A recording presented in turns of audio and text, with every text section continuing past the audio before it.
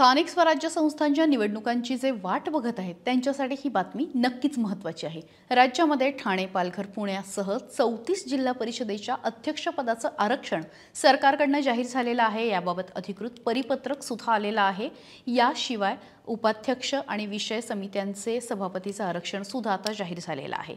चला तर बघूया कुठल्या जिल्ह्याला कुठलं आरक्षण मिळालंय। आता isakal.com आहे देशातील नंबर 1 ची मराठी न्यूज वेबसाईट। प्रत्येक अपडेटसाठी isakal.com ला नक्की भेट द्या। सर्वसाधारण महिला ठाणे, कोल्हापूर, सांगली, धाराशिव, लातूर, अमरावती, गोंदिया, गडचिरोली यासोबत सर्वसाधारण या गटासाठी रायगड, सिंधुदुर्ग, नाशिक, जळगाव, पुणे, छत्रपती संभाजीनगर, बुलढाणा आणि यवतमाळ।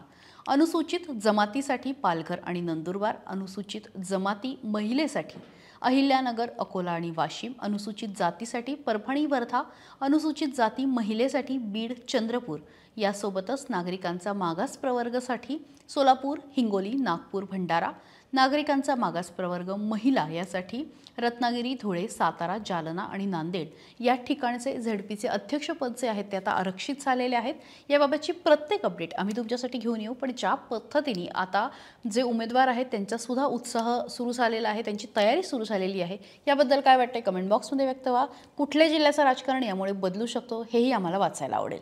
सकाळला लाईक, शेअर, सबस्क्राइब करायला विसरू नका।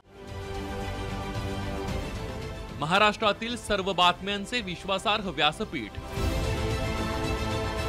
सकाळच्या सर्व सोशल मीडिया प्लॅटफॉर्मला लाईक, फॉलो आणि सबस्क्राइब करा। तसंच सर्व नोटिफिकेशनसाठी बेल आयकॉन प्रेस करायला विसरू नका।